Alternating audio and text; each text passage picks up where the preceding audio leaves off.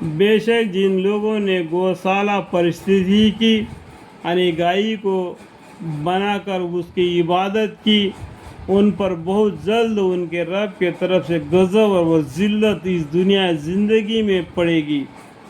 اللہم اغفر لی، بات تو سمجھ میں آ گئی نا، اور کھلم کھلا بتلانے کی ہے، ضروری نہیں۔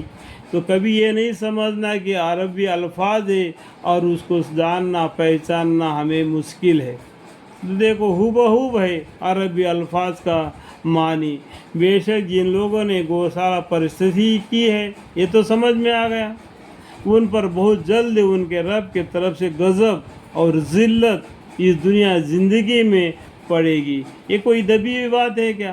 کھلم کھلا ہے نا، ٹھیک ہے نہیں؟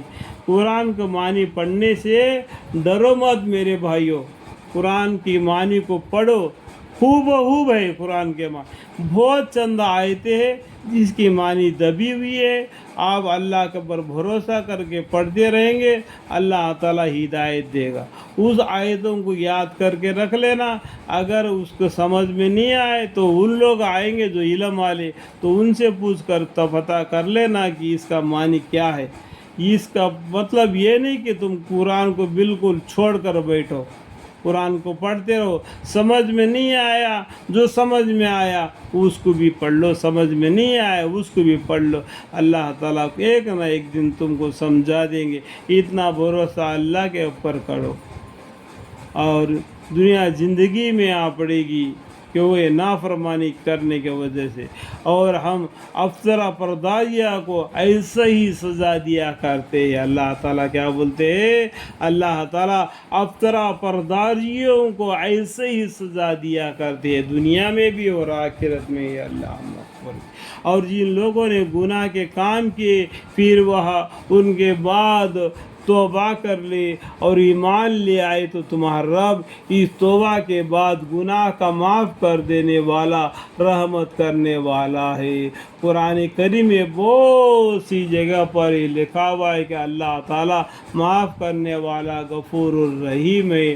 اللہ تعالیٰ معافی کرنے کو چاہتا ہے کہ جب بھی اللہ تعالیٰ سے بندہ معافی بھی مانگے، یہ کیا ہے، قیامت کے آنے سے 80 سال پہلے معافی کا دروازہ بند ہو جائے گا، ایمان کا دروازہ بند ہو جائے گا۔ یہ 80 سال اس طریقے سے گزرے گا، کوئی ایمان لائے گا اس کا ایمان قبول نہیں کیا جائے گا، جو توبہ مانگے گا اس کا توبہ قبول نہیں کیا جائے گا۔ اس طریقے سے 80 سال کا زمانہ دراز گزر جائے گا، اس کے بعد میں دفتر قیامت آ جائے گی، سب کچھ فیصلہ ہو جائے گا۔ اس سے پہلے اللہ سے معافی مانگو، اللہ تعالیٰ معاف کرنے والا غفور الرحیم ہے۔ اس سے بڑھ کر کوئی دعا نہیں۔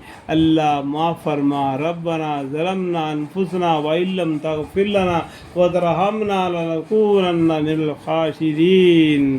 ربنا ظلمنا انفسنا وان لم تغفر لنا وترحمنا لنکونن من الخاسرین۔ لا الہ الا انت سبحانک انی کنت من الظالمین۔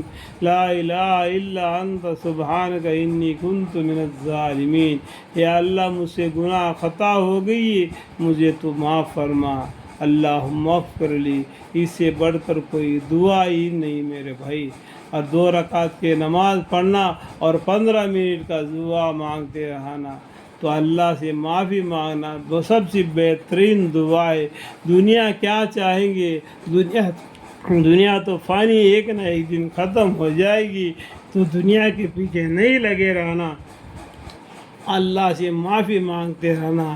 یا اللہ ہمارے موت کلمہ طیب لا الہ الا اللہ محمد رسول اللہ صلی اللہ علیہ وسلم پڑھتے ہوئے، شہادت دیتے ہوئے اپنے جان قبضہ کر لے، آمین ثم آمین۔